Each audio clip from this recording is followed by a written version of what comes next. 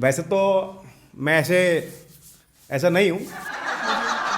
आजकल आप देख रहे होंगे ऐसे लोग, पर मैं ऐसा नहीं हूँ भाई। अभी वो राजस्थान रोडवेज में ट्रैवल करके आ रहा हूँ तो थोड़ा सिला तो कुछ दिन पहले मैं गया था आगरा साइड में, तो क्या देखता हूँ कि भाई साहब एक घोड़ी घोड़ी होती है ना, वो रुकी हुई है। उस पर घोड़े के ऊपर दूल्हा बेचारा बड़ा परेशान सा हुआ उस दीवार पे देख रहा है। तो मैंने उससे पूछा भाई क्या देख रहा है। फिर मैंने देखा दीवार पे क्या लिखा हुआ है। दीवार पे लिखा हुआ है शेख साहब की क्लिनिक, स्वप्न दोष, बचपन की गलतियां, सबका शर्तिया इलाज, शीघ्र पतन। तो भाई साहब वो जो दूल्हा है वो दीवार पे देख रहा है, उसको यही नहीं पता उसकी बारात कहाँ चली गई। तो मैंने उससे पूछा भाई साहब भैया ये क्या हो गया, कहाँ आपकी बारात कहाँ चली गई।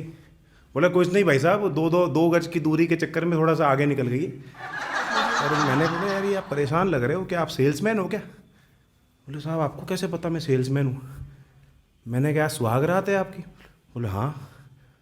बोले टारगेट बड़ा है। बोले हाँ। बोले परफॉर्मेंस एंजाइटी हो रही। हाँ। तो वैसे आप सेल्समैन हुए ना आप। तो फिर मैंने उसको बोला भाई तो एक काम कर, ये गोली रख और ये शिलाजीत पकड़, ठीक है, पर जब घोड़ी से उतरे तब खाइयो, है ना, घोड़ी से उतर के खाइयो, अदरवाइज सेफ्टी की मेरी जिम्मेदारी नहीं है। और फिर भाई साहब उसको एक छोरा खड़ा था घोड़ी के पास में। वो छोरे से मैंने पूछा बेटा ये तेरी घोड़ी जो है इतनी मरियल सी क्यों है, वो डांस क्यों नहीं कर रही है। तो बोला साहब ये कोविड का मिनी पैकेज में आई हुई घोड़ी है। और आपको स्टैंड अप कॉमेडियन की जरूरत ही नहीं है आजकल। आप किसी भी दीवार को पढ़ लो, बोर्ड को पढ़ लो, मतलब मेरे को तो लग रहा है कि मतलब हमारा होना जरूरी नहीं। हर दीवार अपने आप में, हर बोर्ड अपने आप में एक स्टैंड अप कॉमेडी करती रहती है, आपको पता ही नहीं पड़ता। आप कहीं भी जाओ, आपने ऑब्जर्व किया होगा कई जगह लिखा हुआ होता है कि है ना ladies bottoms available at 100 rupees. यहाँ पे 100 रुपये के अंदर लेडीज़ बॉटम मिलते हैं। तो आप समझ नहीं पाओगे। एक जगह मैं गया था, वहाँ पे एंटीक पीसेस पड़े हुए थे। मैंने देखा ऐसे क्या लिखा हुआ है, उस पर लिखा हुआ था don't touch yourself, don't touch yourself, ask staff to do it. तो ऐसी ऐसी बातें मिलेंगी आपको। मैं अभी आ रहा था आज न्यू दिल्ली से, मतलब रेलवे स्टेशन की तरफ से आ रहा था, तो देखा वहाँ पे आप देखोगे कि लिखा हुआ था कि बवासीर जनता क्लिनिक। आप समझते होंगे बवासीर क्या होता है, बवासीर जनता क्लिनिक। मैंने कहा भाई ऐसे मत कर तू तो ऐसे अगर बोर्ड लगेंगे तो ये तो राष्ट्रीय बीमारी घोषित हो जाएगी, कोई बाहर का आदमी देखेगा तो इसको है। और आप देखोगे अपॉर्चुनिटी कैसे लोग लेते हैं। एक जगह बोर्ड लगा हुआ था भाई साहब कि यहाँ पे सामूहिक विवाह का सामूहिक विवाह का निमंत्रण लगा हुआ था। पास में भाई साहब गुब्बारे वाले ने लिख दिया यहाँ पे थोक में गुब्बारे मिलते हैं।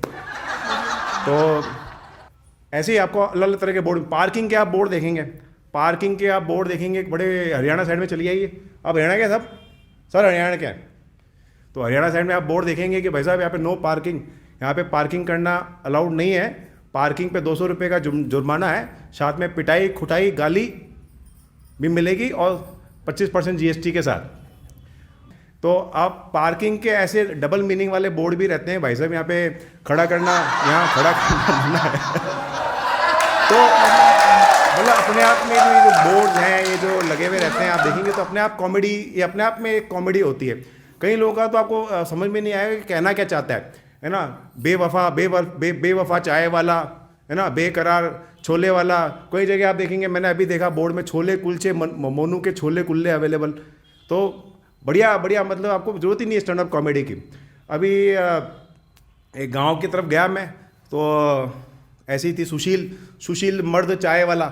उसमें आप ऑप्शन देखेंगे तो अपने आप को रोक नहीं पाएंगे कि भाई साहब कौन सी चाय दे रहा है। उसमें लिख रखा था ऐश्वर्या राय की तो स्पेशल चाय, करीना कपूर की चालू चाय, और इसमें लिख रखा था विद्या भारती की कॉफ़ी, और पता नहीं वो कहना क्या चाहता है, तो रानी मुखर्जी दूध। तो दुनिया भर में आप समझ नहीं पाओगे कहना क्या चाहता है, अभी कहना क्या चाहते हो आप।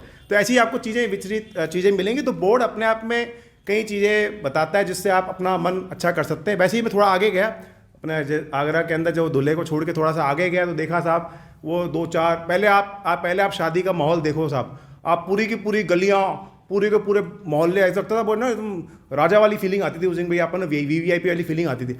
आजकल आप शादी देखो, वो भाई साहब एक चाची जी होंगी, उन पे अपना परफॉर्मेंस, सारा परफॉर्मेंस उन्हीं को देना है। उनको सांस की बीमारी हो रही है, दमे वाली चाची जी है, चाचा आर्थराइटिस वाले हैं, वही सब डांस करे आते। पहले हमारे टाइम में क्या होता था भैया कि 10-15 लौंडे होते थे, पूरी गर्मी होती थी, कॉलेज के लौंडे होते थे, मस्त तमंचे पे डिस्को डांस हो रहा है, तेरी आँखों का काजल है उस पर डांस हो रहा है, पूरी किसी के अंदर इलेक्ट्रिक करंट घुस गया। और नागिन डांस तो मतलब इसे कहते हैं ना, उसके बिना तो शादी मानी नहीं जाती कि भाई शादी हो सकती है ना।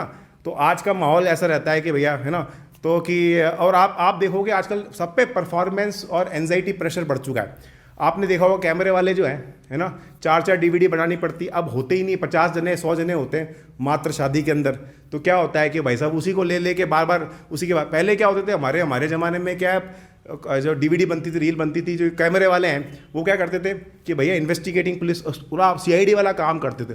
भाई किसने 10 गुलाब जामुन रख रखे हैं थाली के अंदर, उसी को जाके फोकस करेंगे। तो भैया दूसरी बार रसमलाई की यार जलेबी के लाइन में लग जाएगा, उसको फोकस करेंगे, उस पर वीडियो बना रहे हैं। बड़ा उनके पास बड़ा मसाला रहता था बनाने के लिए।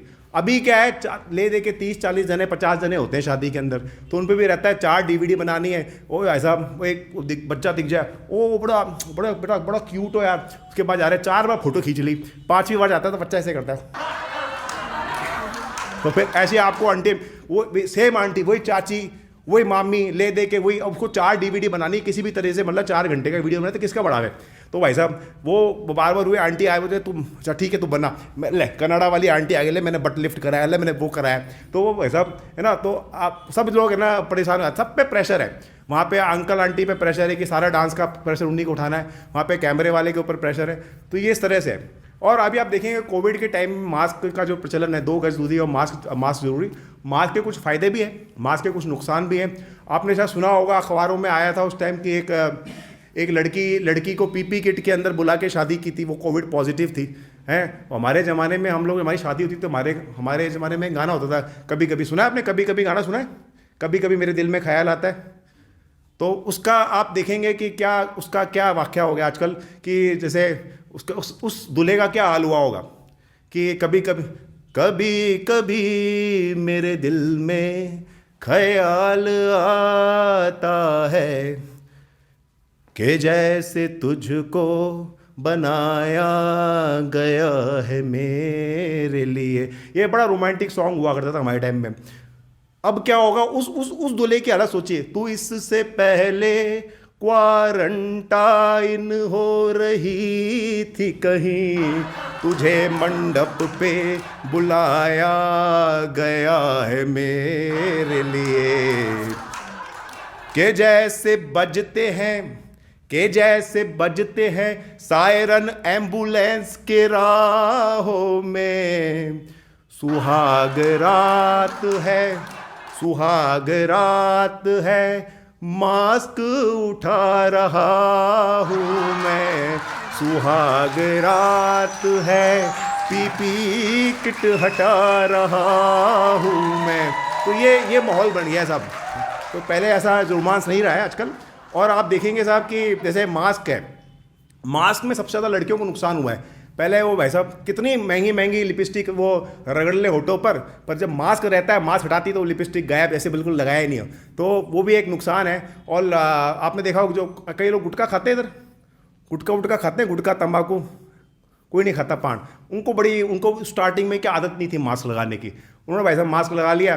तो आप होते ना जब जाते हैं मैच, उनमें आदत होती है कि भाई थूकने की आदत होती है, तो पता ही नहीं पड़ता था। तो इस पर एक लाइन है कि मास्क में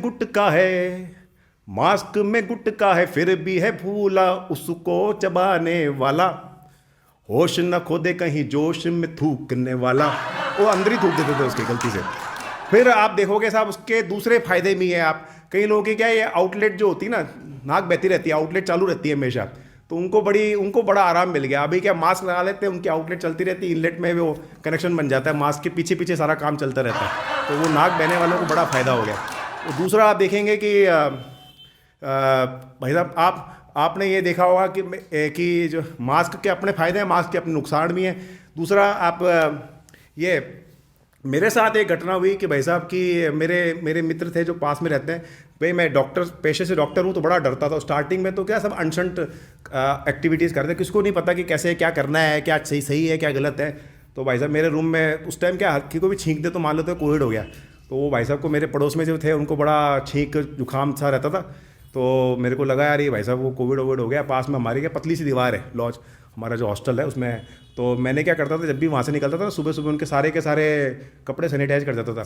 फिर बीच में अखबार में आया बड़े बड़े अक्षरों में, काफ़ी व्हाट्सएप मैसेजेस में भी आया कि इट कैन स्प्रेड बाई फाट, फाट से भी ये फैल सकता है ना। तो फिर क्या हुआ भाई साहब, मैंने क्या करा उनके ना मैंने कहा चलो हाथ भाई साहब, उनकी चड्डियाँ भी मैंने सैनिटाइज कर दी।